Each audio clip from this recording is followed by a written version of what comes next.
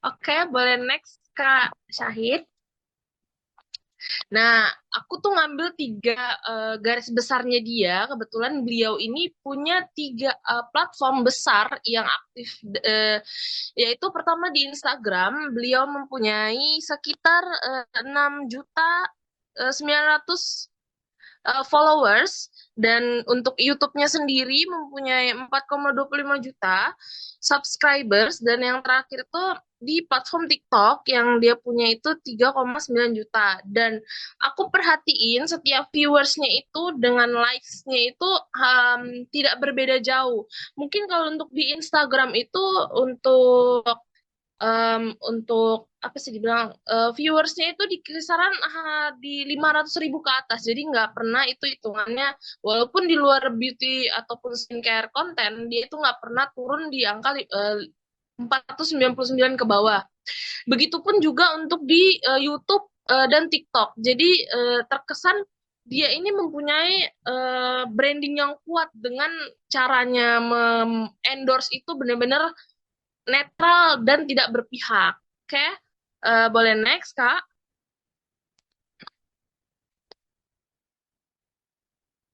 Oke, yang bisa dilihat nih, dia sendiri pun menulis caption dengan approve. Itu sudah membuktikan bahwa branding dia itu terhadap suatu endorsement itu terkenal terkenal bagusnya kalau rata-rata kiblatnya orang beauty vlogger ataupun skincare enthusiast itu, kalau nggak ke Tasya Farasya, satu lagi itu aku juga mempercayainya itu Suhai Salim. Kalau ada yang tahu tuh dia juga blasteran juga kebetulan.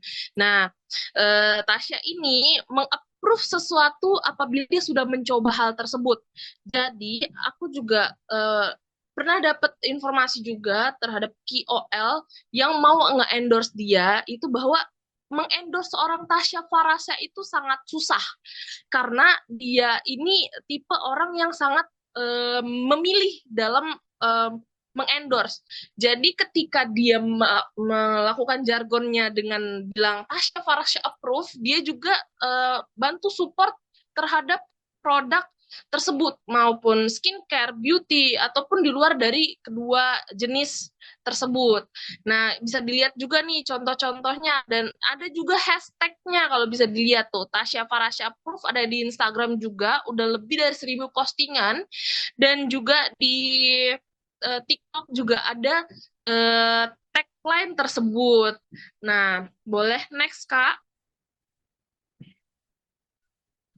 Nah, apa sih alasannya Tasya Farasya ini menjadi seorang yang trusted di kalangan influencer beauty? Boleh next, Kak.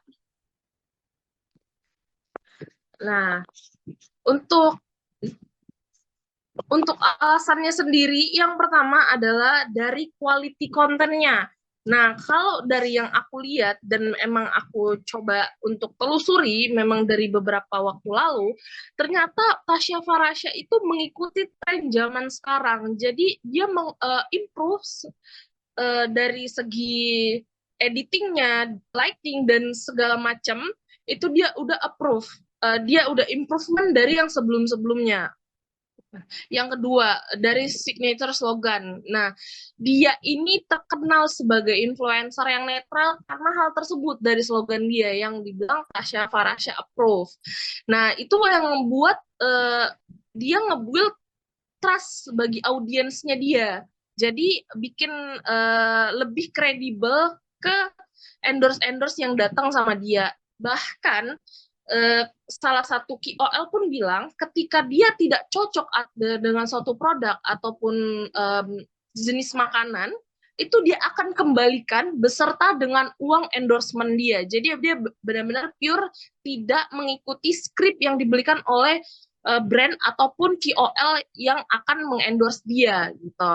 Nah, yang ketiga tuh kreativitas. Kreativitasnya itu terlihat dari tahun 2017 segi makeup dia itu yang aku perhatikan adalah dia tipe orang yang suka bold. Jadi even dia mencoba untuk menatural makeup, dia tidak bisa. Di ujung-ujungnya pasti bold makeup. Nah, itu yang menjadi ciri khas dia sebagai beauty vlogger yang benar-benar medok istilahnya, medok makeupnya. Nah, dan yang keempat itu strong engagement. Nah, dia sering banget berinteraksi dengan para audiens itu misalkan kayak dia bertanya untuk hal-hal kecil saja kayak contohnya ada challenge-challenge itu dia juga ikutin. Jadi uh, ada challenge ataupun yang diminta oleh audiens itu dia sebisa mungkin untuk mencoba realisasikan agar dia itu membangun trust kepada audiens ataupun followersnya. Jadi merasa lebih dekat terhadap audiensnya. Dan yang kelima, dia expertise. Dia ini adalah seorang beauty vlogger dan sebelum dia terjun di dunia entertain, dia itu adalah seorang MUA. Yang belum tahu dia ternyata itu adalah seorang MUA guys. Jadi dia memang udah expert, udah dipanggil kemana-mana sampai ke L'Oreal juga di Beauty Fashion Week-nya di apa namanya di Paris juga dia juga sebagai MUA di sana. Jadi orang-orang ataupun mereka yang suka atau belajar make up itu pasti kiblatnya Tasya Farasya karena dia itu ngajarin makeup tuh benar-benar dari detail sedetail-detailnya. Itu alasan kenapa Tasya Farasya itu sangat terkenal di kalangan beauty influencer. Oke, boleh next, Kak? Nah, untuk konten yang yang selalu atau berfrekuensi yang tinggi di konten Tasya Farasya itu elemennya yang saya lihat ada 5. Yang pertama itu adalah tutorial makeup. Udah pasti dia adalah seorang beauty content creator, pasti hampir 80% itu frekuensi kontennya adalah tentang makeup. Jadi untuk detail dan teknik, sehingga teknik pun dia ajari bagaimana cara yang benar dan salah. Nah, untuk yang kedua itu produk reviewer. Jadi dia juga review soal produk, mau mau tentang beauty, skincare, ataupun di luar dari 2 produk tersebut. Dengan catatan jika dia menyukai barang tersebut ataupun produk tersebut, dia akan menunjukkan slogan dia kembali, Tasya Farasya Approve, untuk mensupport brand tersebut. Nah, untuk yang ketiga itu before after transformation. Jadi dia suka buat make up transformation, jadi before dan after, dan juga tentang comparing. Jadi terakhir itu aku lihat dia compare tentang skintification yang ada warna biru sama warna gold itu. Nah, dia compare gimana caranya yang dia dan dia pun akan menunjukkan bahwa dia lebih suka dengan produk yang mana. Dia akan menunjukkan hal tersebut. Dan yang keempat itu tentang personal lifestyle content. Nah, kadang kalau di YouTube, di Instagram ataupun TikTok, dia menunjukkan kegiatan sehari-harinya dan juga sekarang terlihat bahwa dia lebih juga kayak dekat dengan keluarga ataupun dia menunjukkan bagaimana kegiatan dia dengan ibunya, Mama Ala dengan kakaknya Tashi dan juga suami beserta anak-anaknya. Dan yang terakhir dengan engagement with trends. Jadi dia tuh benar-benar mengikuti tren. Jadi dia itu bagus menurut aku karena dia nggak ketinggalan pasar di berbagai platform. Jadi ketika dari platform TikTok sedang ramai di satu konten, dia pun mencoba untuk itu seperti kayak dibilangnya FOMO ya, kalau mengikuti tren. Jadi dia tidak akan ketinggalan tren. Oke, boleh next, Kak. Nah, untuk target audiensnya sendiri, nah ini targetnya itu di kisaran umur 18 sampai 35 tahun yang interest nih terhadap beauty atau makeup dan skincare. Nah, kalau untuk beauty enthusiastnya sendiri, dia menggait seorang individu yang lagi ingin terjun ke dunia di dunia tentang beauty products ataupun skincare. Oke, next Kak. Nah, kalau untuk emotional appeal-nya nih, nah dia ada 3. Yang pertama trust, dengan merekomendasikan produk yang menurut dan dia sudah pakai untuk diri dia sendiri dan menurut dia cocok, dia akan merekomendasikannya. Dan kenapa kalau misalkan dia tidak cocok, hampir tidak ada di setiap konten dia, itu jarang sekali yang diupload kalau memang dia tidak merasa suka dengan barangnya. Jadi seperti yang tadi saya bilang, jika dia tidak cocok, dia akan mengembalikan produk tersebut dan mengembalikan juga uang endorsement-nya. Nah, kalau untuk connection, dia untuk sharing-sharing personalnya, mulai dari lifestyle-nya ataupun kegiatannya di luar uh, endorse ataupun beauty, macam kayak ini apa sih namanya, Fashion Week atau apapun itu. Dan yang terakhir itu tentang inspirasi. Jadi dia membuat tutorial agar terlihat. Jadi kita itu sebagai perempuan, ayo nih, make up itu bisa merubah. Jadi jangan sampai kamu pikir make up kamu seperti itu, kamu tidak akan bisa mengubahnya lebih cantik lagi. Dan dia itu menunjukkan bagaimana teknik detailnya agar yang baru belajar pun ingin terus belajar dan mengupgrade skill di bidang make up-nya ataupun skincare-nya. Oke, lanjut Kak, tolong.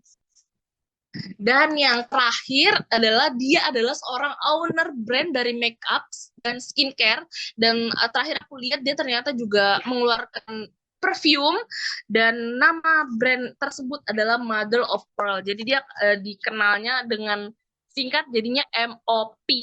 Jadi brand tersebut itu dari Tasya Farasya sendiri, yang kemarin kebetulan dia sudah berumur brandnya 3 tahun. Oke, next. Maybe udah terakhir nih. Oke, thank you semua. Boleh connect nih sama aku di LinkedIn aku. Thank you semua. Thank you Kak Adifa atas kesempatannya. Oke, oke, sip. Oke, thank you ya Kak Rajwinder. Sebenarnya aku tuh udah baca waktu di LinkedIn. Emang analisisnya tuh dalam banget dan kelihatannya kakak memang sepertinya ada passion di beauty ya, karena analisisnya sangat-sangat dalam gitu. Tapi kalau bisa kita compare to si One Bite Big Bite tadi, mereka kan sama-sama personal branding ya. Yang mereka jualin itu adalah dirinya sendiri, diri mereka sendiri gitu maksudnya. Kalau One Bite Big Bite itu personanya dari persona dia yang unik ya, yang kalau ngomong tuh uh, dibilang ceplos-ceplos enggak sih, tapi kalau kalian lihat videonya One Bite Big Bite itu pokoknya unik banget lah, dia tuh cara ngomongnya dan segala macam. Nah, itu yang bikin dia tuh berbeda. Tapi kalau Tasya, kalau aku boleh bilang, mungkin Tasya tuh termasuk yang pionir di beauty industry, sama dia tuh memang ini banget apa skill makeupnya tuh jago banget karena dia MUA juga kan. Makanya Tasya tuh juga cukup gede banget namanya di kalangan beauty influencer gitu ya. Jadi menurut aku yang membedakan itu antara apa One Bite Big Bite sama Tasya Farasya gitu. Selebihnya itu keren banget analisisnya karena aku udah baca sebelumnya Kak Rajwinda. Thank you udah ngerjain soalnya. Mudah-mudahan bisa kebayang ya kalau kerja di sosial media tuh kayak gimana, karena kurang lebihnya selain bikin konten kita tuh juga bakal sering ngelakuin analisis konten apa konten creator, terus juga kita sering ngelakuin benchmarking ke kompetitor dan lain sebagainya gitu. Jadi bukan cuma bikin konten doang, tapi kita juga sering banget yang namanya analisis marketing atau market research lah gitu ya intinya. Gitu. Keren banget Kak Rasvinda. Thank you. Oke, terima kasih juga Kak Diva atas tanggapannya. Jadi apa ya? Jadi makin semangat nih kayaknya teman-teman nih buat ngerjain tugas selanjutnya nih nanti. Nah, teman-teman mungkin karena sesi review tugasnya hanya 2 orang aja gitu, karena kita juga keterbatasan waktu, takutnya nanti justru sesi pembahasannya nggak cukup. Jadi langsung aja kita masuk ke sesi pembahasannya nih untuk di topik social media marketing di sesi kedua hari ini nih teman-teman. Oke, langsung aja Kak Diva, dipersilakan. Boleh. Aku minta tolong di share screen juga ya.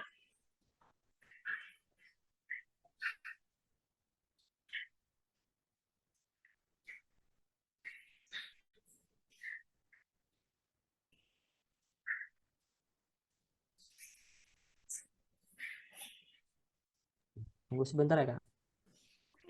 Aman, aman, aman. By the way, kok aku background-nya tuh masih mirroring gini ya?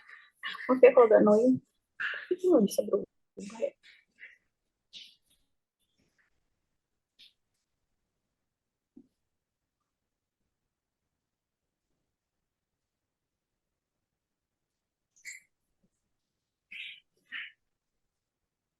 Oh, thank you. Background-nya udah aman ya? Oke, sip. Oke, udah muncul belum, Kak? Udah, udah. Oke.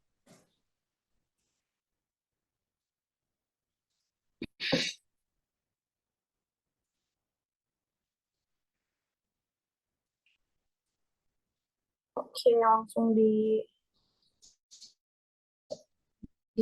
next aja, Syahid. Oke. Nah, selamat malam teman-teman semuanya. Aku sebenarnya kalau perkenalan diri kan udah di sesi sebelumnya ya. Mungkin buat teman-teman yang berhalangan hadir di sesi sebelumnya, terus kemudian baru join di sesi kali ini, kenalin ya, nama aku Adifa Andani. Teman-teman bisa panggil aku Adifa atau Diva, apa aja boleh. Aku adalah seorang praktisi sosial media marketing yang udah mencicipi lebih dari 5 industri selama karir aku yang berumur 3 menuju 4 tahun. Nah, selebihnya atau detailnya bisa teman-teman lihat ya di layar yang tertera gitu ya. Selama 3 tahun itu aku udah ngapain aja, but anyway, buat teman-teman yang mau konsultasi soal karir di sosial media atau di digital marketing gitu ya, boleh langsung tanya dan add LinkedIn aku, namanya Adifa Andani juga, insya Allah mudah ditemukan. Silahkan tanyakan apa aja selagi itu gratis. Waduh, apa Asyid ke slide sebelumnya dulu. Oke. Intinya teman-teman bisa tanya apa aja, konsultasi apapun itu selagi masih ada kaitannya sama social media tips dan karir di LinkedIn. Aku terbuka banget buat teman-teman yang mau bertanya-tanya atau konsultasi gitu ya. Dan disclaimer juga teman-teman, selama sesi aku berlangsung, aku sih ekspektasinya kelas bisa fun, bisa seru, bisa komunikasinya dua arah, sehingga yang ngobrol bukan cuma aku doang, tapi juga teman-teman ikut engage, karena ya sedikit gambaran juga ya kalau kerja di sosial media itu pasti banyaknya itu ngebahas soal engagement gitu teman-teman. Semoga yang hadir di sesi kali ini masih semangat terus belajar soal sosmed, karena aku yakin materi ini cukup daging ya, jadi mohon disimak dan please aktif ya gitu. Oke, boleh di next. Nah, sebenarnya teman-teman, aku tuh tadinya kan mau nyiapin ala-ala meme gitu ya, meme yang kalian lihat nih di layar. Cuma aku tuh lupa karena kalian itu ngisi pretest sebelum masuk ke kelas ini kan, which berarti kalian udah tahu dong malam ini kita bakal ngebahas apa gitu. Tapi demi menghibur diri aku nih yang udah mikirin meme ini, kira-kira dari teman-teman semua ada yang tahu nggak sih malam itu kita bakal bahas apa gitu? Anggap aja kalian nggak tahu ya. Dan terlebih tadi Asyaid sudah memberikan spoiler gitu. Kita akan membahas apa? Anyway, ada yang tahu nggak kira-kira kalau kita bakal ngebahas apa? Kenapa ada copy meme, ada infografik, ada reels, ada IG story, ada edukasi, ada trending topik, ada informasi dan lain-lain, dan juga ada tiang-tiang penyangga bangunan gitu. Sumpah kalian baik banget sih pada dijawab lagi. Oke. Ya intinya kita bakal, boleh deh di next slide aja Syahid. Intinya kita bakal belajar soal konten pilar ya. Benar banget teman-teman, karena itu kan tadi meme-nya tuh ada berbagai jenis konten dan juga ada pilar-pilar atau fondasi dari sebuah bangunan gitu. Boleh di next slide lagi. Tapi lebih detailnya kita akan ngebahas soal building strong content pilar gitu, jangan untuk promosi. Oke, gitu. Boleh kita masuk ke materi. Nah, boleh di next lagi ya Syahid, maaf ini karena ngeditnya nih kurang proper. Lagi. Nah, gitu.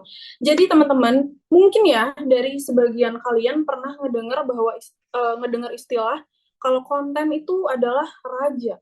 Konten is king. Bahkan Bill Gates saja tuh mengakui bahwa semua tuh kayaknya apa-apa harus dikontenin deh gitu. Dan terbukti juga ya banyak dari orang-orang atau keputusan orang tuh yang berhasil terpengaruh dari sebuah konten gitu. Kayak misalnya aku akhirnya rela beli produk make up gara-gara terinfluence Tasya Farasya gitu. Atau enggak akhirnya aku rela beli atau cari-cari furnitur di dekor rumah gara-gara kontennya tuh sangat-sangat menarik perhatian aku gitu. Tapi teman-teman, aku di sini ada sedikit disclaimer juga gitu ya. Meskipun belum Syahid. Nah, oke. Nah, meskipun content is king gitu seperti yang kita tahu, ada satu hal yang harusnya social media specialist itu tahu gitu, yaitu content pillar. Kalau content is king, content pillar is queen mother, teman-teman. Jadi dia itu yang mengatur harus bikin konten apa aja, yang menjaga brand tetap relevan sama audiensnya, sama dia ini tuh yang punya kuasa buat nentuin sejauh mana kita bisa tap in ke konten yang lagi viral gitu. As you guys know ya, semua hal-hal yang lagi viral itu juga nggak bisa langsung di recreate jadi konten gitu. Karena ada si konten pillar ini yang membatasi gitu lah intinya ya, si konten pillar ini gitu. Boleh di next. Nah, lanjut. Untuk pengertiannya sendiri, buat yang belum tahu, konten pillar ini adalah sebuah topik utama yang menjadi fondasi dari keseluruhan strategi konten di sosial media kita. Gitu. Nah, fondasi ini tuh nantinya dibutuhkan agar konten yang kita buat itu tetap konsisten, teman-teman, dan tentu tetap relevan dengan audiens gitu. Mungkin kalian pernah nggak sih nemu akun yang kontennya tuh segala ada gitu. Karena jujur, aku kayaknya jarang atau bahkan memang belum menemukan satu akun sosial media yang kontennya tuh bener-bener palu gada gitu. Kayak dia bahas apa aja aku belum pernah ketemu gitu. Mungkin kalau teman-teman pernah nemu akun sosial media yang seperti itu, boleh let me know ya biar aku nanti cari tahu juga gitu. Nah, contohnya nih, misalnya aku jualan servis sepatu, servis cuci sepatu atau laundry sepatu gitu. Mungkin konten yang aku bikin itu pasti kaitannya selalu tentang sepatu gitu. Mepet-mepet boleh lah tentang tips fashion atau styling baju karena masih ada relevannya gitu, masih ada kaitannya. Tapi aku kan nggak mungkin ya bikin konten tentang makanan. Aku nggak bakal mungkin nge-review hotel bintang 5. Aku nggak akan mungkin bikin misalnya konten rekomendasi kafe atau tempat-tempat estetik untuk WFC gitu, itu nggak mungkin banget karena tidak relevan. Nah, dengan adanya konten pillar itu, jadinya aku akan selalu konsisten bikin konten tentang servis aku, yaitu laundry sepatu gitu, teman-teman. Gitu ya. Oke, boleh di next. Dan aku juga ada disclaimer lagi nih, teman-teman. Kayaknya di sesi ini tuh banyak banget ya, karena supaya mengurangi kesalahpahaman gitu. Jadi intinya setiap brand itu pasti bakal beda banget pilarnya gitu. Seperti yang teman-teman lihat di layar ya, kita lihat ada 3 fondasi bangunan gitu, dengan pilar yang berbeda, terus juga jenis pilar yang berbeda, tapi sama-sama kokoh. Itu jadi cerminan gitu kalau setiap brand itu pasti pilarnya beda-beda gitu. Mungkin bukan beda banget sih, kayaknya sih ada ya kalau yang produknya sama, mirip, pilarnya mirip-mirip lah gitu, tapi nggak yang sampai plak-ketiplek sama banget gitu, teman-teman. Gitu. Terus boleh di next, Asyik. Maaf di sini aku agak ngebut dikit ya. Kalau kira-kira kecepatan ngomongnya boleh di ini aja, boleh di chat aja gitu. Nah, lanjut di slide ini tuh aku mau nunjukin ke teman-teman tentang journey sebuah konten itu tercipta.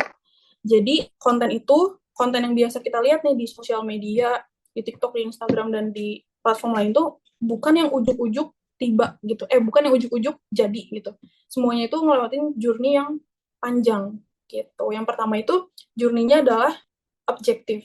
Nah, objektif ini tuh biasanya datang dari CEO, founder, atau user kalian, atasan kalian. Biasanya kalau kita masih jadi staff social media specialist, ya paling mereka bakal ngedelivery lah objektif dari produk atau dari marketingnya mereka tuh apa gitu. Jadi biasanya kita udah tahu nih, anggap aja kita udah tahu objektifnya apa. Misalnya, aku jualan produk A, terus target marketnya tuh adalah BCDE, terus dalam 3 bulan aku mau sosial media aku tuh bisa achieve ABCDEFG gitu. Itu adalah objektif yang biasanya tuh udah ada gitu dari sebuah produk atau bisnis. Nah, kalau udah ada, baru deh kita bangun konten pilar gitu, alias si fondasi-fondasi dari sebuah konten marketing. Kalau konten pilar udah ada lagi nih turunannya, namanya content segmentation. Terus kalau content segmentation udah ada, dipecah lagi jadi content ideas. Nah, content ideas ini tuh biasanya lebih mirip ke content plan, kalau kalian lebih familiar dengan bahasa content plan. Nantinya ketika kalian jadi social media spesialis, itu bakal lebih banyak spending waktu untuk mikirin content ideas. Yang berubah-ubah tuh biasanya di content ideas atau di content plan-nya. Karena kalau di content pillar sama di content segmentation, itu tuh biasanya lebih ke saklek gitu. Mungkin akan berubah, tapi bukan yang sesering itu harus dirubah, entah itu ditambah atau dikurangi gitu. Nah, kalau content plan-nya udah ada, ya udah berarti kontennya udah siap di-upload, dan itulah apa namanya yang kita nikmati di sosial media gitu, di bagian konten uploadednya. Padahal journey-nya panjang banget, dari objektif, content pillar, content segmentation, content ideas, dan content uploaded. Itu adalah journey dari content creation mungkin ya, gitu. Next, boleh? Nah, lanjut. Nah, lagi nih, aku disclaimer lagi gara-gara seperti yang aku mention tadi ya, karena supaya tidak salah paham aja sih. Sebenarnya jenis content pillar itu banyak banget gitu ya. Mungkin ada lebih dari 5, tapi aku di sini tuh cuman pakai 4 jenis content pillar yang menurut aku umum digunakan oleh brand atau perusahaan di Indonesia, termasuk aku. Jadi selama perjalanan karir aku tuh lebih seringnya pakai jenis content pillar ini gitu. Yang pertama itu ada informational content. Apa sih informational content itu? Biasanya ini tuh konten-konten yang kaitannya tuh erat dengan informasi soal produk, jasa, atau layanan. Pokoknya sesuatu yang sifatnya itu menginformasikan tentang produk gitu. Terus yang kedua adalah engagement content. Biasanya ini tuh konten-konten ringan, terus yang friendly gitu, yang bisa narik audiens untuk berinteraksi atau engage gitu ya. Terus yang ketiga adalah educational content. Nah, ini adalah konten yang menampilkan fakta, infografis, terus juga konten-konten yang isinya tuh ngasih pembelajaran atas sesuatu gitu ya. Dan yang keempat adalah agile content. Ini sebenarnya lebih ke konten-konten viral tadi gitu. Jadi misalnya ada sesuatu yang viral, misalnya tentang Labubu gitu ya, kemarin viral banget. Biasanya masuknya ke jenis konten pilar yang agile ini gitu, teman-teman. Tapi aku tuh juga sering banget ya lihat gitu atau denger dari content creator di TikTok bahwa banyak orang yang masih bingung membedakan antara informational content sama educational content gitu. Nah, dari teman-teman sendiri, ketika aku menjelaskan soal konten informasi dan konten edukasi itu, merasa nggak sih ada perbedaan yang signifikan? Atau menurut kalian sebenarnya konten informasi dan konten edukasi itu sama gitu? Boleh juga opininya di-share di kolom chat supaya kita bisa bahas juga gitu tentang si jenis konten pilar ini. Gitu. Ada yang bilang hampir mirip. Betul sih hampir mirip karena mungkin ya tujuan akhir dari konten informasi dan konten edukasi itu sama-sama memberitahu sesuatu gitu kan. Tapi sebenarnya teman-teman yang membedakan itu lebih ke apa ya, yang lebih membedakan itu lebih ke sesuatu yang dikasih tahu tuh objeknya berbeda gitu. Misalnya aku ini deh, misalnya aku jadi resellernya Tupperware gitu. Terus kebetulan akun sosial media yang aku pegang tentang si reseller Tupperware ini tuh kontennya, konten pilarnya tuh ada 4, ada informational, engagement, edukasi, dan agile gitu. Nah, ketika aku mau bikin tentang konten informasi, aku tuh bener-bener mau ngebahas tentang detail produknya. Misalnya, ini aku masih agak kasar gitu, bukan yang mendetail banget. Misalnya pas aku bikin konten informasi itu berarti kayak gini nih bisa jadi. 3 hal yang cuma bisa dirasain sama Tupperware user gitu. Itu adalah judul konten atau tema kontennya gitu.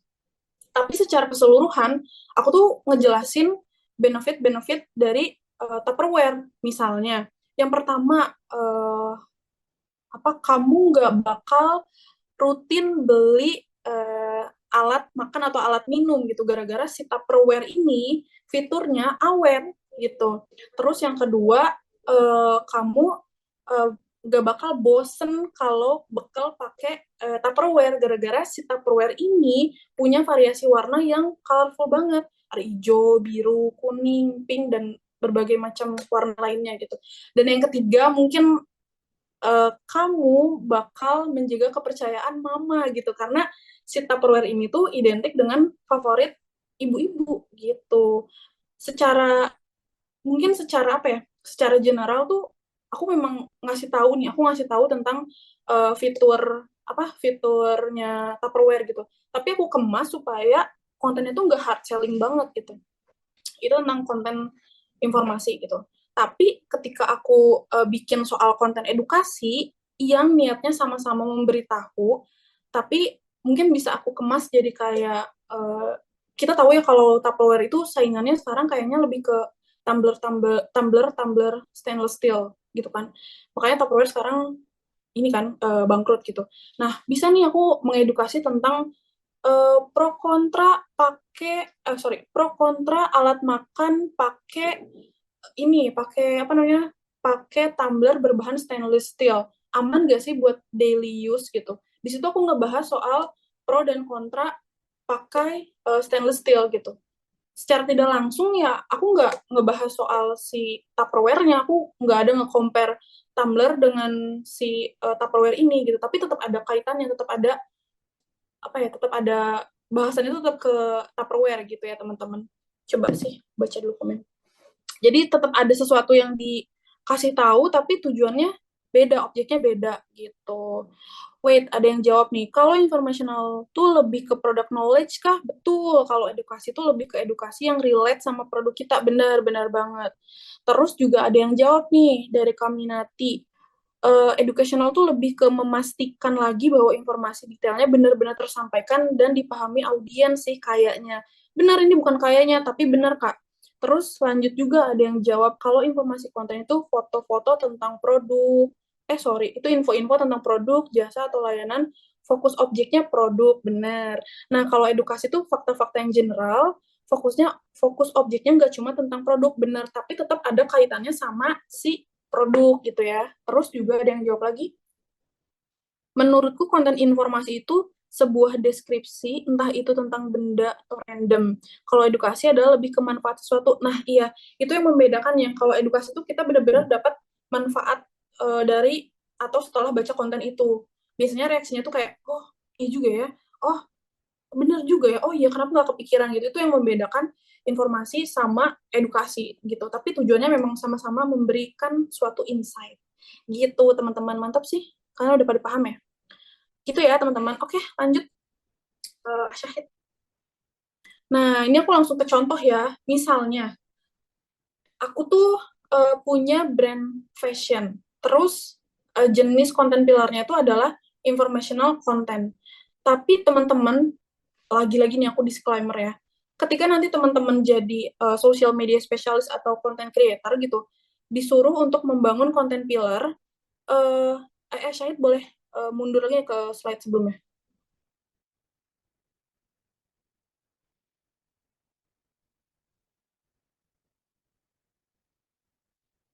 Bisa kah?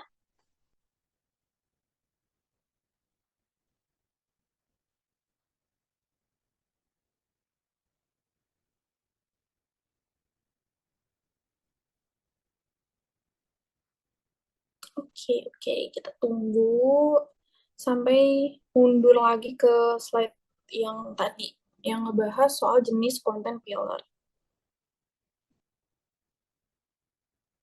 Nah, ini balik lagi dulu ke sini karena tadi aku ke-skip ya, teman-teman.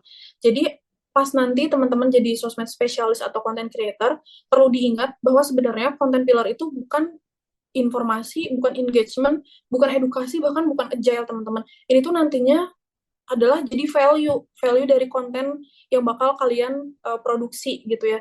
Misalnya nih, aku kan sekarang ngebahasnya secara general. Kita kan nggak ngebahas soal brand ini, konten pillarnya ini gitu. Tapi aku lebih ke ngomongin jenis konten pillar secara general.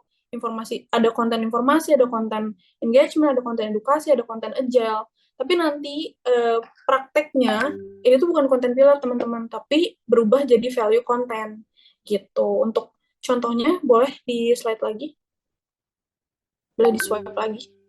Nah, langsung ke contoh ya. Pertama nih misalnya aku punya produk brand ya. Aku jualan apa fashion gitu ya.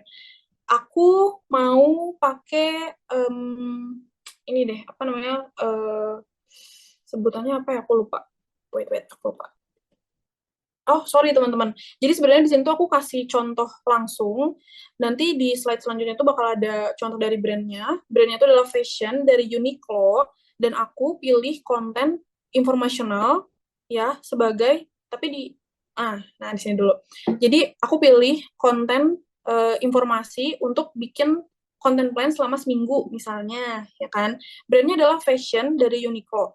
Konten segmennya adalah promo, fitur atau unique selling point, news atau update, kemudian ada news launching. Nah, dari konten segmennya kita turunin lagi, jadi konten ideas gitu. Misalnya untuk konten segmentation promo, konten ideas atau konten plan-nya tuh apa? Pertama tuh ada payday sale, terus kemudian juga ada big sale atau flash sale gitu. Karena kan itu yang biasanya konten itu berisikan promo-promo gitu, promo-promo di hari-hari tertentu. Kemudian untuk konten segmentation fitur atau unique selling point, aku bikin konten tentang must have item in October atau enggak 3 reason to own this skirt gitu. Aku ngasih kayak penjelasan gitu ya, item apa yang harus dipunya di bulan Oktober. Misalnya harus punya blazer dari Uniqlo. Kenapa? Ya sebutin fiturnya. Misalnya bahannya premium. Misalnya warnanya tuh klasik gitu, bisa dipakai ke semua outfit. Terus yang contoh yang kedua juga sama. 3 reason to own this skirt. Harus punya rok dari Uniqlo. Ya dijelasin lagi, roknya misalnya trendy abis gitu. Oke, habis. Terus juga roknya tuh dipakai atau banyak dipromosin sama content creator dan lain sebagainya gitu ya. Terus untuk konten segmentation news atau update, biasanya konten ideasnya tuh tentang price list gitu ya. Misalnya price list bulan Oktober ada item fashionnya apa aja, harganya apa aja gitu. Atau enggak grand opening Uniqlo di Bandung gitu. Atau enggak grand opening Uniqlo store di Surabaya dan lain sebagainya gitu. Terus yang terakhir sorry, ada konten segmentation tentang new launching ya teman-teman. Ini konten ideasnya bisa ya New Year apa namanya? Bisa tentang New Year collection. Kan biasanya kalau brand-brand itu setiap ada hari-hari besar selalu nge-launching produk yang baru gitu ya. Terus juga ada new collection di hari Lebaran misalnya atau enggak di hari Natal gitu. Pokoknya sifatnya itu atau sifat itu yang menggambarkan new launching atau new release dari produk si fashionnya Uniqlo gitu. Lanjut boleh. Nah, ini nih salah satu contoh yang aku ambil dari Instagramnya Uniqlo dengan konten pillar informasi gitu. Seperti yang teman-teman tahu dan bisa lihat gitu ya, dia itu bikin konten tentang app only exclusive price gitu. Jadi dia ngasih tahu, si sosmed spesialis itu ngasih tahu apa ada harga eksklusif ya kalau belanja di aplikasinya Uniqlo gitu. Ada essential t-shirt, essential pants, terus ada buat anak-anak gitu. Terus juga dia nyebutin nih keuntungan menggunakan aplikasi itu apa. Karena kan biasanya yang kita tahu ya kalau belanja ya enaknya langsung gitu ke store-nya supaya kita bisa try on, bisa kita lihat modelnya, bisa kita pegang bahannya. Tapi di sini tuh si Uniqlo pengen menekankan kalau atau menginformasikan tentang produk aplikasinya Uniqlo gitu teman-teman. Lanjut boleh. Oke, selanjutnya itu untuk content pillar engagement. Misalnya lagi, aku nemuin satu brand elektronik ya, dia kayaknya tuh kalau nggak salah nyediain service untuk iPhone di Bandung gitu ya. Untuk content segmentation-nya itu, aku pilih jadi giveaway, meme, quiz atau game, terus as opinion atau kontroversial gitu. Jadi content segmentation dari jenis content pillar engagement nih si empat content segmen ini. Kemudian ketika aku aku jelaskan lagi gitu ya lewat content ideas, misalnya dari content segmen giveaway, content ideasnya adalah giveaway anniversary. Biasanya brand-brand itu kan setiap ada anniversary atau ada hari-hari besar tuh selalu ngadain giveaway. Gunanya supaya ini aja sih, tap in ke momen aja. Biasanya kalau di hari-hari besar, orang-orang tuh lebih aware dan behaviornya mencari giveaway gitu. Terus yang kedua, ada meme misalnya. Konten ideasnya adalah bikin konten POV nggak sengaja buka HP Bapak di luar rumah. Karena biasanya nih ya, ini sih setahu aku ya, orang tua, bapak-bapak atau ibu-ibu tuh selalu pasang brightness yang tinggi banget gitu ketika di rumah. Ketika di luar. Jadi pas HP-nya ditaruh ke rumah, pas kita buka HP-nya di rumah tuh lupa buat diturunin lagi brightness-nya. Itu kan kayak meme tuh lebih ke seru-seruan aja sih, supaya kontennya juga lebih relate dan ekspektasinya tuh bisa bisa nimbulin komentar yang kayak, oh iya sama nih bapak gue juga kayak gitu, iya kenapa ya orang tua tuh kalau main HP brightness-nya selalu tinggi dan lain sebagainya gitu. Kemudian untuk konten segmentation quiz atau games, ini konten ideas-nya mungkin aku bisa bikin ala-ala tebak warna HP yang ada di meja ini, atau enggak tebak angka yang ada di layar handphone ini gitu. Terus juga untuk konten segmentation as opinion atau kontroversial, biasanya konten ideasnya tuh bisa diolah kayak nanya ke audiens ya. Kayak misalnya buat kerja WFH tuh mending pakai laptop atau tablet gitu, karena ya memang ada sih orang yang kerjanya pakai laptop, tapi ada juga orang yang kerja pakai tablet tuh cukup gitu, tablet atau iPad ya gitu. Untuk contohnya mungkin bisa dilihat di slide selanjutnya ya. Nah ini tuh dari Kamar Gadget. Nah, aku baru ingat. Jadi si Kamar Gadget itu tuh sering banget bikin konten-konten yang bertanya gitu ke audiens. Kayak ini nih contohnya, mending mana iPhone 13 atau iPhone 14? Dia jabarin tuh fiturnya apa aja, terus juga harganya tuh kan beda berapa tuh? Cuman beda tipis gitu. Nah, dari konten yang mending mana ini tuh banyak banget orang-orang yang willing untuk ngasih pendapatnya. Kalau punya uang segitu mending langsung pakai iPhone 14 aja. Kalau uang segitu mending ke iPhone 13 aja, nggak bakal beda kok update-nya dan lain sebagainya gitu. Terus juga dia tuh sering banget bikin konten kayak perbandingan warna gitu, pakai HP iPhone 13 sama iPhone 14 gitu. Dia ngebandingin hasil foto dari iPhone 13 dan iPhone 14 gitu. Terus juga selanjutnya nih dia ngefoto sepatu pakai iPhone 13 sama iPhone 14. Dan kayak menariknya tuh orang-orangnya, followersnya tuh bener-bener kayak brutal gitu loh, komen dan ngasih pendapat, ya mending bagus iPhone 14 lah, iPhone 13 dan lain sebagainya gitu. Mungkin karena si akunnya tuh juga ini ya, udah gede gitu followersnya dan engagementnya memang terkenal tinggi gitu. Terlebih karena produknya iPhone gitu. Siapa yang nggak tahu iPhone? Dan kadang iPhone tuh jadi produk yang banyak diidamkan orang-orang gitu. Oke, boleh di next. Nah, lanjutnya aku punya contoh lagi dari konten pillar edukasi. Brandnya itu aku ambil dari makanan Anabul ya. Dia tuh untuk konten segmentation-nya aku bagi jadi 2. Ada Anabul check up sama nutrisi yang tepat untuk Anabul gitu. Untuk konten ideas-nya di segmentation Anabul check up, aku bikin kayak kucing dan anjing juga perlu hair care kayak manusia. Itu karena aku pengen ngasih sesuatu tentang ternyata rambut hewan tuh juga harus dirawat, karena kalau nggak dirawat itu terkesan akan rontok, bermasalah, atau dan lain sebagainya gitu, karena mereka tuh sama kayak manusia rambutnya gitu, perlu sama-sama dirawat. Terus juga yang kedua, misalnya anoreksia pada kucing gitu, aku mau ngasih tahu ke cat lover gitu ya, kalau anoreksia itu bukan terjadi sama manusia doang, tapi kucing itu benar-benar bisa mengalami anoreksia kalau makannya tuh gak dijaga dan lain sebagainya gitu. Terus juga yang ketiga, aku misalnya bikin konten tentang rabies pada hewan rumahan. Kenapa aku bikin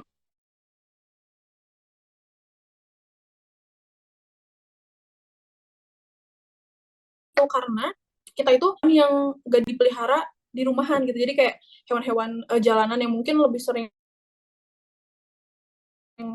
masuk ke terus konten segmentation yang selanjutnya tuh juga nutrisi yang tepat untuk anabul gitu. Apa yang mau aku bikin ketika aku punya konten segmentation nutrisi buat anabul? Yang pertama adalah jangan samakan nutrisi untuk anjing besar dan anjing kecil gitu.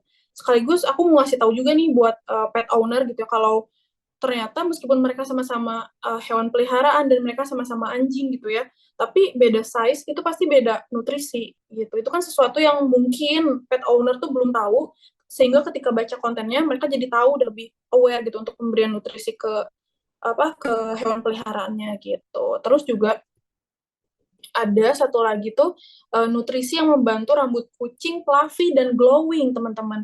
Siapa coba yang tahu kalau rambut kucing tuh ternyata bisa fluffy dan glowing gitu? Karena kan identiknya yang kita tahu kalau rambut glowing itu ya punya manusia gitu. Tapi ternyata hewan, terutama kucing itu bisa glowing guys gitu. Kalau dikasih nutrisi yang tepat gitu. Boleh di next slide. Nah, ini nih, ini aku suka dari akunnya Royal Canin ID gitu. Teman-teman boleh lihat, kepoin Instagramnya kalau kalian tuh juga punya punya hewan peliharaan, karena benar-benar menurut aku ini tuh kayaknya 80% dari konten filmnya adalah edukasi, karena benar-benar sengasih tahu informasi yang menurut aku kebanyakan orang belum tahu gitu. Kayak ini nih, dia ngebahas soal ringworm sebahaya itu. Jadi kayaknya di kucing-kucing rumahan tuh bahkan bisa terkena ringworm juga gitu. Gitu. Itu tentang educational content ya, teman-teman. Boleh dilanjut lagi. Nah, terakhir nih dari agile content. Ini aku ngambil dari brand telekomunikasi, terus konten segmennya ya, kalau agile tuh udah pasti trends doang, teman-teman. Terus misalnya konten ideasnya itu lebih fleksibel dan spontan sih, karena kalau tren kan kita nggak bisa prediksi ya apa yang bakal terjadi di besok, 2 hari ke depan, atau sebulan ke depan gitu. Langsung aja boleh dilihat ke contohnya. Nah ini, aku tuh ini kayaknya lihat di Telkomsel. Nah iya benar. Jadi Telkomsel tuh bikin konten kayak lengah dikit, nggak sadar 100.000 bisa dapat banyak benefit. Kalau teman-teman tahu gitu, komentar-komentar atau kata-kata kayak lengah dikit, bla bla bla, itu tuh rame banget ya di komentar TikTok atau enggak di Twitter kalau aku nggak salah. Banyak orang-orang yang nge-tweet, nge-komen tuh pakai lengah dikit, tiba-tiba check out, lengah dikit, tiba-tiba healing, lengah dikit, tiba-tiba pesen tiket konser dan lain sebagainya gitu. Nah, si Telkomsel ini bikin konten yang tap in ke hal viral itu gitu. Kayak lengah dikit, nggak sadar 100.000 dapat banyak benefit gitu. Terus juga ya selanjutnya nih, konten selanjutnya tuh itulah ya, kita tahu ya Bernadia lagi rame banget gitu. Buat teman-teman yang belum tahu, Bernadia itu lagunya enak banget teman-teman, buat dipakai belajar atau WFH itu recommended banget gitu. Nah dia, si Telkomsel ini tuh bikin konten kayak benernya dia gitu, pakai lagunya Bernadia yang 1 bulan. Jadi dia kayak nge-tweak kontennya atau liriknya Bernadia ke personanya si Telkomsel gitu, which is menurut aku bagus sih ya si Telkomsel ini. Saya coba yang kebayang kalau akun telekomunikasi bakal tap in ke 1 bulannya Bernadia gitu, teman-teman. Oke, boleh dilanjut. Nah, biar nggak ngantuk nih, kita masuk ke tebak-tebakan sebentar ya, teman-teman. Ini mungkin meme-nya nggak boleh dihiraukan aja. Dan pertanyaannya ada di next slide-nya, Kak Syahid boleh di...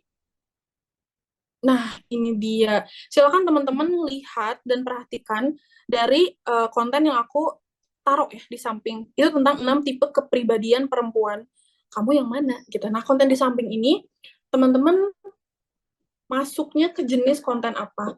Dan by the way, aku juga sedikit kayak ngasih disclaimer lagi nih. Aduh, hobi aku kayaknya disclaimer mulu deh malam ini. Jadi ini tuh adalah konten dari platformnya Girls Beyond. Girls Beyond itu adalah sebuah wadah atau media untuk teman-teman Gen Z yang mau level up karir mereka gitu. Sedikit gambaran deh. Kira-kira teman-teman udah jawab apa aja? Coba. Ada yang jawab educational, ada yang jawab informational, ada yang jawab oh iya sih antara dua itu doang. Iya kan, kayak edukasi dan nah, benar. Aku masih bingung informasi versus edu. Karena mereka tuh sebenarnya memang mirip-mirip gitu. Mostly jawabannya juga educational, informational, PPPD. Jadi yang benar yang mana nih? Ya. Sebenarnya ini masih ada yang jawab, Kak. Coba aku tanya. Oh, ada yang jawab B dan D. Ada jawab B dan D itu kayak antara ragu tapi terobos aja lah gitu B dan D. Kalau edukasi menurutku arahan sih gitu. Tapi coba deh, kan tadi aku bilang ya kalau si Girls Beyond itu adalah media atau platform untuk Gen Z yang mau level up karir.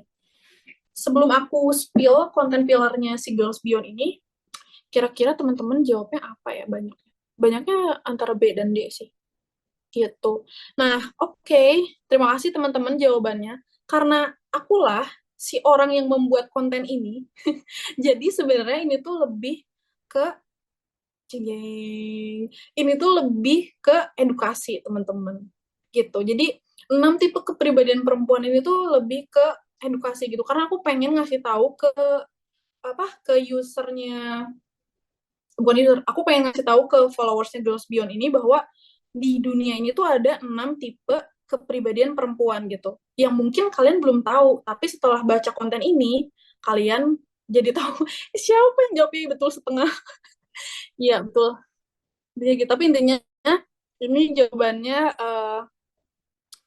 edukasi gitu ya, teman-teman. Oke, boleh di next slide lagi.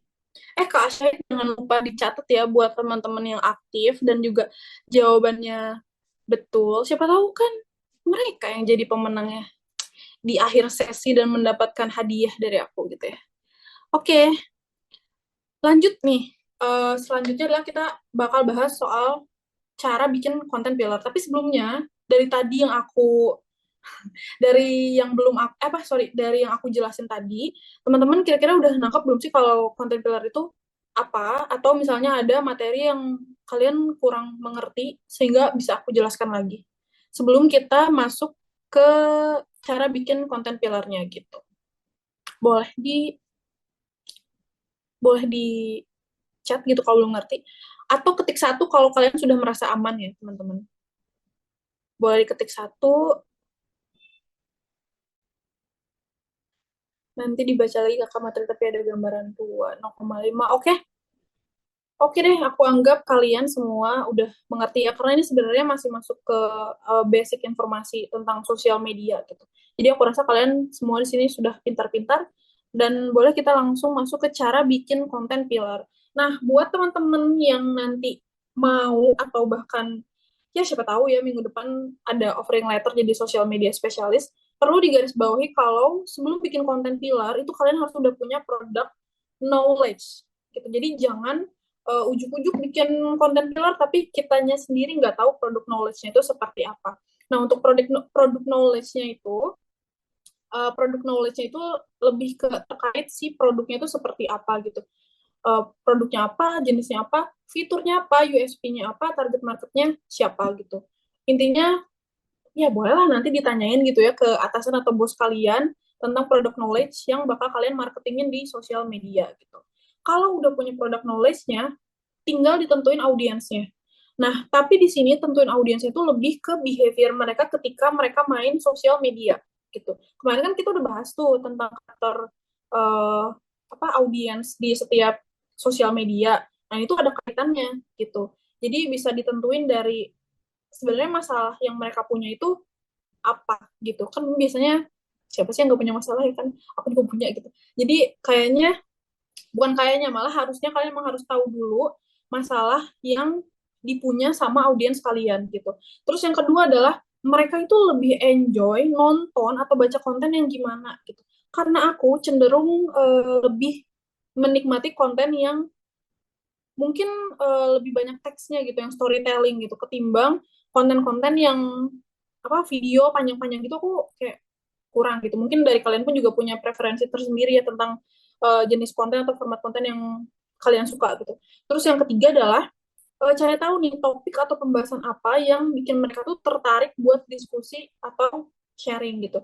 Aku tuh sangat-sangat tertarik ketika ada konten soal karir. Aku suka banget dan beberapa beberapa kali tuh aku memang engage dengan ngasih komentar gitu ya tentang kayak kalau nggak salah tuh nanya tentang pekerjaan WFH gitu deh kalau nggak salah. Dan aku tertarik gitu. Mungkin dari teman-teman semua nggak ada yang begitu nggak tertarik tentang konten karir atau bahkan juga ada yang tertarik banget sama kayak aku.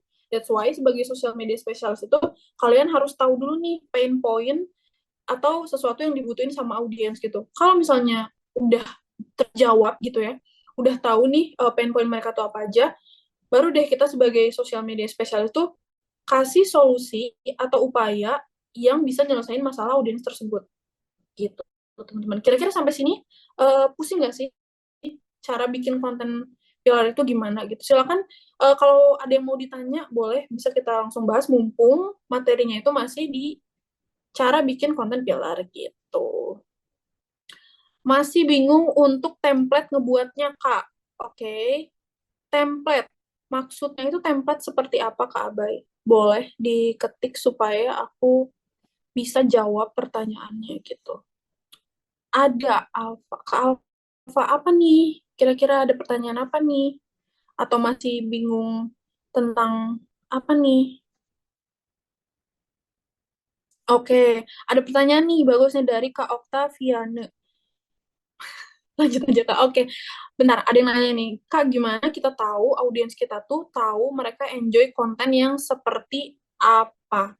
Nah biasanya ini tuh lebih ke coba aja deh kita nih, misalnya Kak Octaviana tuh seumuran sama aku ya, Gen Z, aku Gen Z, terus biasanya kalau aku tuh prefer konten-konten yang storytelling, tipenya storytelling gitu, jadi aku bakal lebih lebih engage dengan konten-konten yang lebih apa ya sebutannya aku bingung sih ngejelasinnya gimana. Tapi intinya aku benar-benar suka konten storytelling. Entah itu di feed kayak DNVB, kalian tahu DNVB nggak? DNVB kan bikin konten yang storytelling tapi mereka nggak pakai video talent gitu, tapi benar-benar ditulis secara copywritingnya gitu. Semoga kalian paham ya. Tapi aku tuh itu jujur suka banget konten-konten storytelling karena lebih ngena dan jatuhnya tuh lebih deket dan kesannya tuh kita kayak diajak ngobrol secara langsung gitu. Aku memposisikan diri aku tuh sebagai itu gitu, sebagai user sosial media yang suka banget konten storytelling. Dan ternyata pas aku tanya ke teman-teman aku yang seumuran aku, mereka tuh juga prefer baca-baca konten yang atau nonton konten yang tipenya tuh storytelling karena ngerasa lebih deket aja gitu. Nah, jadi kalau Kak Octaviana ini jadi sosial media spesialis yang target marketnya tuh adalah Gen Z, menurut aku kebanyakan hampir semua orang tuh juga suka, hampir semua Gen Z itu suka tipe konten yang seperti itu tuh. Tapi kalau mau tahu behaviornya, sebenarnya aku ngebahas di sesi sebelumnya di sosial media persona dan audiens gitu. Mungkin kalau Kak Octaviana belum sempat hadir di sesi sebelumnya, boleh dicek rekaman materinya dan pahami dari penjelasan yang aku jelaskan gitu ya. Terus kalau content creator yang buat konten-konten untuk build akunnya gimana Kak? Kan nggak ada produk knowledge-nya. Nah, ini nih dari Kak Ahmad Hanif.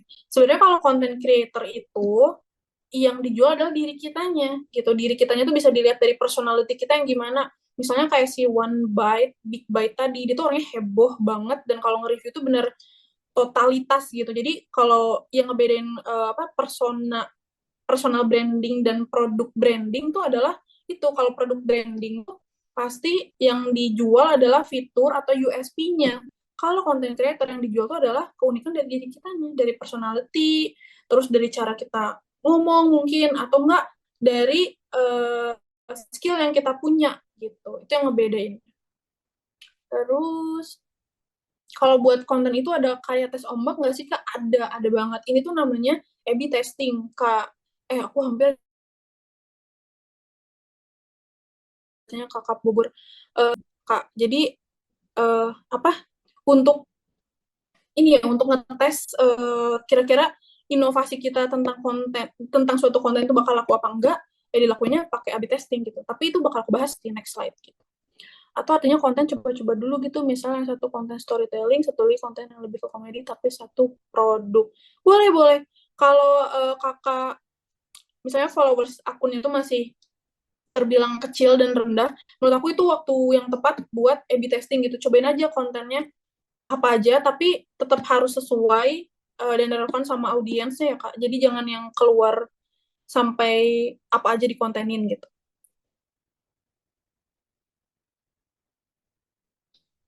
Lebih ke personal branding ya Kak, benar-benar Kak Merlin. Wait. Konten yang storytelling tuh yang kayak infografis gitu ya Kak. Makasih sebelumnya atas jawabannya. Atau video juga bisa. Konten storytelling itu bisa video, bisa grafik juga. Kalau siapa tadi Kak Octaviana mau kepoin DNVB ya boleh. Itu storytellingnya benar-benar bagus banget. Jadi kesannya kayak kita tuh diajak ngobrol sama si social media spesialisnya atau si copywriternya gitu. Buat konten tapi saya introvert Kak, gimana? Oh tenang Kak Sidi. Jadi sebenarnya sekarang tuh konten bisa berbagai macam format gitu. DNVB, sorry aku tuh ngebenchmarknya ke DNVB karena menurut aku kontennya DNVB tuh bisa di-recreate sama orang-orang introvert yang nggak mau tampil di depan kamera gitu. Jadi kalau merasa introvert dan belum pede tampil di depan kamera, bikin kontennya berarti ini aja, grafik aja gitu. Atau enggak bener-bener kayak kopinya apa, kontennya apa, terus desain seadanya gitu. Gitu. DNVB, iya benar DNVB. Oke. Nah, ada lagi nih dari Kak Minati. Aku masih bingung Kak tentang jenis-jenis konten pilar itu. Emang paten kah ada edukasi, informasi, engagement? Soalnya memang dosen aku pun pernah jelasin di materi, tapi waktu prakteknya entertain dan humor sampai aja bingung. Benar. Jadi lagi-lagi aku disclaimer ya, karena sebenarnya konten pilar itu banyak banget dan tentu akan berbeda dari setiap brand. Seperti yang aku mention di slide awal, beda brand itu pasti beda konten pilar gitu. Jadi nggak bakal sama gitu intinya. Tapi sebenarnya banyak konten pilar. Tadi tuh aku ngejelasin cuman pakai jenis konten pilar yang umum dipakai berdasarkan pengalaman aku. Gitu ya. Oke, lanjut dulu ya teman-teman, nanti pas sesi Q&A aku jawab lagi. Oke, boleh di next. Nah, sekarang kita masuk ke, dan sorry nih tipe ya, ini harusnya proporsi konten pilar gitu. Kita tuh udah tahu tadi definisi dan fungsi konten pilar. Kemudian kita tahu juga jenis-jenis konten pilar itu apa aja. Terus juga kita udah belajar cara bikin konten pilar yang mungkin ya, aku bisa pastiin kayak untuk bikin konten pilar itu nggak semudah kita belajar satu malam doang gitu. Aku aja benar-benar bisa bikin konten pilar tuh butuh waktu 3 tahun gitu. Bahkan untuk sampai sekarang pun aku masih kayak belajar cara bikin konten pilar yang proper untuk setiap brand itu seperti apa gitu. Jadi ya hopefully dengan materi seapa adanya tadi itu juga bisa sedikit ngasih gambaran lah gitu. Nah, kadang-kadang muncul lagi nih pertanyaan, kira-kira brand itu harus punya berapa konten pilar? Idealnya berapa? Seperti yang aku bilang tadi, ya semua itu tergantung kebutuhan brandnya gitu. Tapi idealnya menurut aku sih 5 tuh udah banyak ya. Mungkin 3 sampai 5 tuh cukup ideal gitu teman-teman ya. Boleh di next slide lagi Kak. Nah, karena tema bootcampnya itu adalah social media specialist with AI, masa iya kita nggak bahas AI? Jadi kita bakal ngebahas soal building content pillar with AI. Tapi sejujurnya teman-teman, lagi-lagi aku disclaimer bahwa sebenarnya kalau bikin content pillar itu nggak yang harus saklek pakai AI gitu. Karena yang tahu tujuan marketingnya apa, produk knowledge-nya apa itu balik lagi ke diri kita sebagai social media spesialis gitu. Jadi harapannya dengan AI itu bisa membantu atau meringankan aja, bukan yang saklek, udahlah kalau bikin konten pilar pakai AI aja kan lebih gampang. Itu enggak ya teman-teman gitu. Nah, aku ada contoh, boleh di next. Nah, ini tuh ada salah satu website AI dari, kalau nggak salah tuh dia agensi ya, kalau nggak salah namanya Doki gitu. Di sini teman-teman bisa dibantu bikin konten pilar gitu, tinggal dimasukin aja informasi yang dibutuhkan. Kalau nggak salah dia nanya kira-kira produknya mau apa, targetnya apa, seperti yang bisa kalian lihat nih di layar di sebelah kanan. itu pas ketika aku bikin konten pillar, minta dibikinin konten pillar untuk sebuah digital marketing agency gitu. Dan ternyata dia ngasih konten pillar, ngasih rekomendasinya. Oh, kamu bisa bikin konten pillar tentang organic growth strategies, creative marketing solution, dan lain-lainnya gitu. Intinya kalau mau coba, mungkin boleh, tapi aku bukan yang sangat-sangat merekomendasikan ini dijadikan fondasi untuk bikin konten pilar gitu ya teman-teman. Terus di next slide ada ChatGPT teman-teman, karena AI itu udah identik dengan ChatGPT ya, dan menurut aku sebagai pekerja kreatif dan juga ranahnya di sosial media gitu ya, kebetulan ChatGPT itu udah sangat super duper membantu pekerjaan aku gitu, asalkan prompt yang dimasukin tuh benar-benar tepat gitu. Jadi kalau disuruh bikin konten pilar, mungkin pilihan aku jatuh ke Doki tadi sama ChatGPT gitu. Asalkan ya itu tadi ya, kalian udah punya product knowledge-nya. Sesimpel itu teman-teman. Boleh di next slide lagi. Jadi jangan takut ya, jangan takut tergantikan oleh AI gitu, karena harusnya AI itu membantu pekerjaan kita jauh lebih mudah gitu. Nah, selanjutnya ini tuh aku punya akun Girls Beyond seperti yang aku mention ya tadi. Dia adalah sebuah platform untuk Gen Z tentang karir dan pengembangan diri. Intinya dia ngasih konten-konten edukasi tentang karir gitu ya. Nah, aku boleh dong minta tolong dibikinin konten pillar apa sih yang kira-kira cocok untuk akunnya Girls Beyond gitu. Atau boleh di next slide lagi ada detailnya. Nah, jadi si konten pillar Girls Beyond itu harus apa aja gitu. Untuk deskripsinya, target marketnya adalah perempuan, Gen Z, harus dapat kerja, tapi mereka nggak tahu caranya. That's why konten-konten kayak berapa idealnya gaji pertama anak magang, bukan karena unskill, tapi ini nama alasan kenapa lamaran ditolak HRD. Terus juga kita ada bikin International Women's Day, terus juga ada Alpha Female versus Sigma Female gitu. Hadir gitu ya, karena untuk mencoba ngasih tahu ke si Gen Z ini yang belum tahu caranya dapat kerja gitu. Kira-kira konten pillar apa sih yang cocok untuk si Girls Beyond ini? Oke, ada yang jawab edukasi, entertainment, education from USG, agile, UGC, kemudian edukasi. Ya, sharing vlogger, edu lagi, terus ada lagi yang jawab Mixka, edu, info, inspirasi, hiburan. Aduh, ini mendekati banget sih. Ada informational dan edu. Nasional. Oke, terus ada apa lagi yang jawab? Oke, ternyata jawabannya hampir mendekati semua ya. Edukasi tips and trick, entertainment. Nah, bener banget teman-teman. Jadi sebenarnya semua konten pillar. Nah, ada yang menarik nih.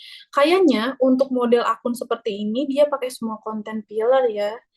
Ada informasi edukasi, engagement.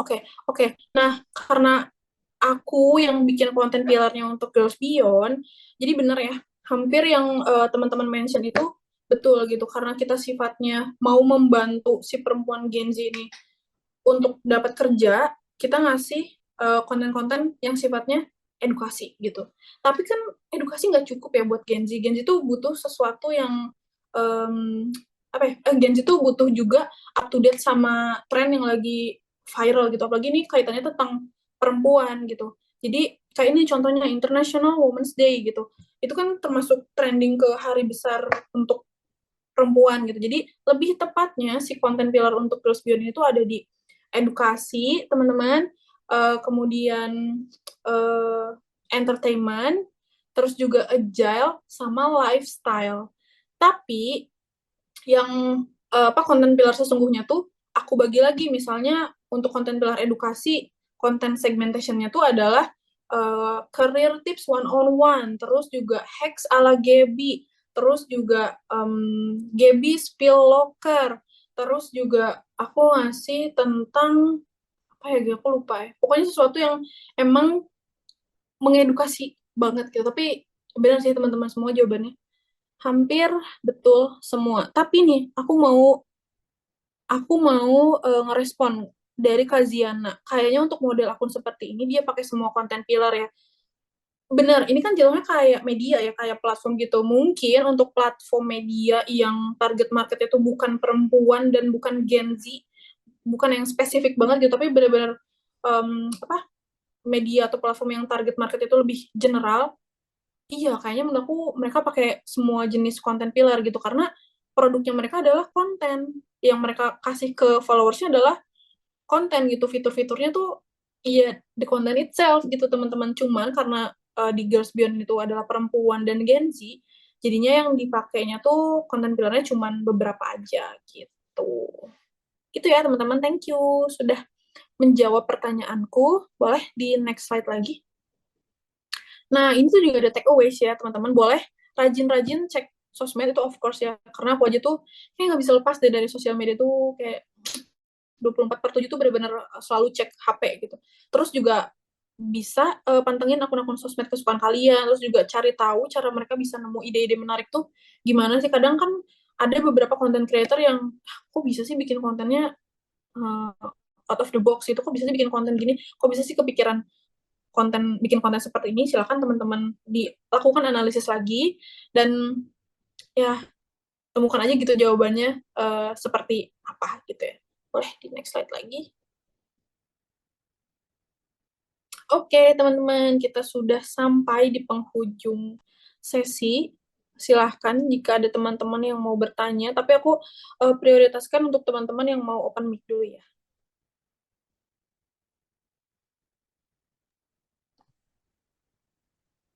Oke nih, mungkin Kak Rajwinder udah raise hand nih Kak ya. Boleh deh langsung aja Kak Rajwinder. Boleh. Halo Kak Rajwin. Halo, Halo, kita ketemu lagi. Kak, sorry, aku off cam. Kepalaku lagi denyut. Ya ampun, gak apa-apa, gak apa-apa. Santai aja. Em, aku mau nanya nih, Boleh. dari semua kan kakak udah istilahnya expert lah, udah 5 tahun di bidang sosmed nih. Menurut kakak ada nggak sih tipe-tipe atau mungkin jenis, bukan jenis sih, lebih ke platform ataupun komunitas yang bisa kami jadikan contoh buat kita nih sebagai pemula, sebagai seorang sosial media, jadi kita ngelihat konten-kontennya itu jadi inspirasi buat kita gitu, kayak misalkan kayak tadi nih Girl Beyond. Nah, mungkin ada selain dari itu Kak yang bisa jadiin kita inspirasi atau jadi patokan gitu untuk mulai mulai menjadi seorang sosial media gitu. Karena kebetulan aku ditugaskan untuk cari kompetitor yang istilahnya eh, seimbang lah dengan yang sedang aku kerjakan gitu Kak. Thank you. Oke, sebenarnya kalau nanya ke pendapat aku sendiri gitu ya, aku tuh benar-benar selalu nge-benchmarking ke DNVB. Udah tuh di situ banget. Soalnya selain dia apa ya bikin konten yang uh, engaging gitu, dianya nawarin kelas, dianya nawarin untuk bisnis-bisnis apa namanya, untuk bisnis-bisnis owner tuh kalau mau level up skill mereka untuk handle jualan mereka tuh bisa gabung ke kelasnya gitu. Jadi kadang-kadang aku bener-bener matokinnya selalu ke DNVB gitu. Mungkin dari teman-teman yang lain ya, ada nggak sih rekomendasi akun, boleh konten creator atau dari brand yang benar-benar menurut kalian tuh, wah gila ini kontennya emang apa namanya out of the box banget gitu, selain Deddy Sumargo ya, karena aku juga jujur suka banget ya cara dia ngiklanin apa endorsement tuh, menurut aku beda banget sih, nggak kepikiran gitu dan bikin kita betah untuk nonton gitu. Gitu. Kelin, aku belum tahu nih ini konten Mama Gaul. Iya, Fadil Jaidi itu juga. Oh iya, siapa tuh tadi namanya? Kak Rajwinder, boleh nih dilihat akunnya Victoria Wong. Dia tuh bener-bener niche-nya adalah ngebantu orang-orang yang mau jadi content creator atau jadi social media spesialis supaya bisa dapetin cuan dari konten. Iya, di situ aku ingat benar-benar Victoria Wong, boleh sih, boleh dicoba. Calvin Stevianos, tentang apa tuh? Kavina juga iya sih, bagus sih.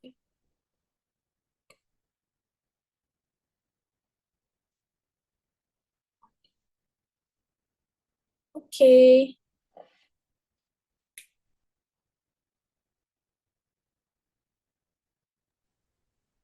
apalagi nih, ada nih, gimana ya bacanya?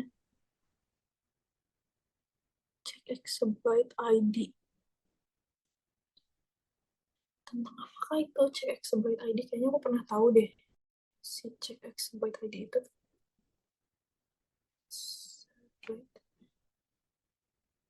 Oh, Exabyte. Iya, kayaknya aku tahu deh itu. Bentar, lihat deh. Oh iya ya, oh, iya benar-benar aku tahu tuh yang ini kan yang lucu kontennya, yang banyak banyak video-video kocak gitu. Benar-benar aku sering nonton sih itu. Ferry Irwandi, iya ya, aku juga pernah lihat kontennya Ferry Irwandi. Tapi nih Kevin, siapa? Kelvin Stevianus aku belum tahu sih, mungkin nanti aku bakal coba deh kayaknya konten-konten. Nah ini teman-teman kan juga dapat nih rekomendasi akun konten creator yang bagus, mungkin juga bisa dicek dan dianalisis juga ya konten-kontennya seperti apa gitu. Oke, semoga menjawab ya.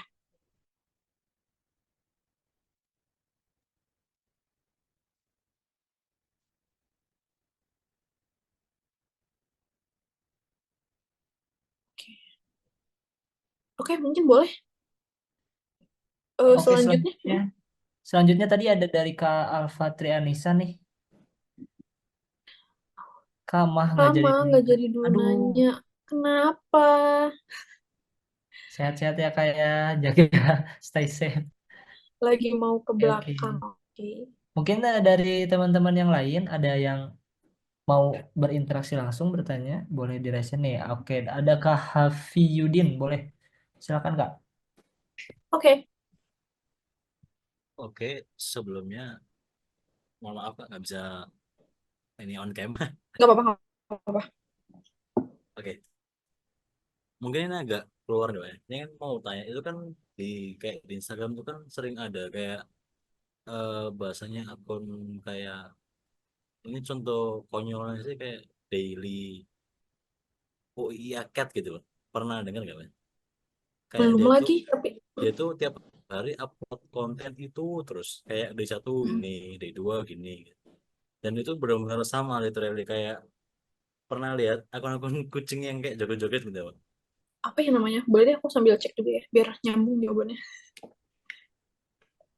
Coba sih boleh. Namanya apa tadi Kak? Sorry. Bentar, tak kirim linknya mungkin Pak. Boleh, boleh.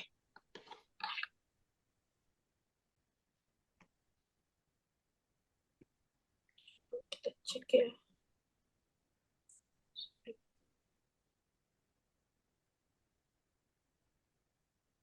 Aku jadi penasaran deh Kelvin Stevianos ini. Mama Gaul Yakuza. Mama Yakuza mungkin aku bakal nonton deh. Mama Yakuza.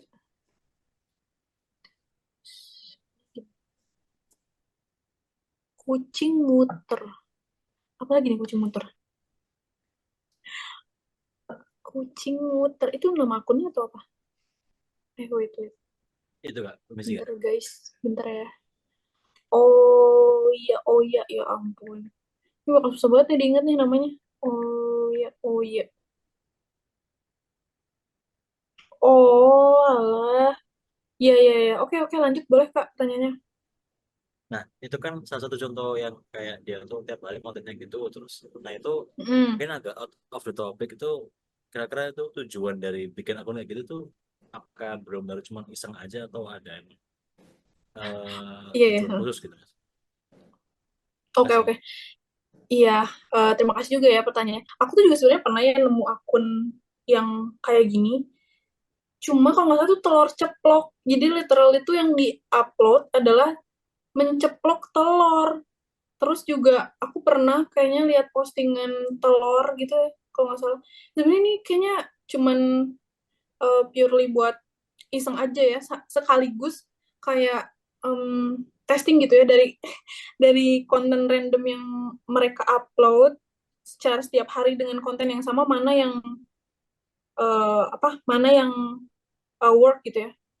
Ternyata setelah si Oya ini mengupload 78 konten, baru satu yang akhirnya pecah telur gitu, karena selebihnya viewersnya tuh di under 5.000 gitu. Kayak menurut aku ini random sih ya. Ya ampun, suaranya juga gini, Oya. Oke, thanks pertanyaannya, aku jadi tahu ada akun Oya. Tapi menurut aku ya, ini benar-benar iseng sih. Kalau lihat akunnya sih,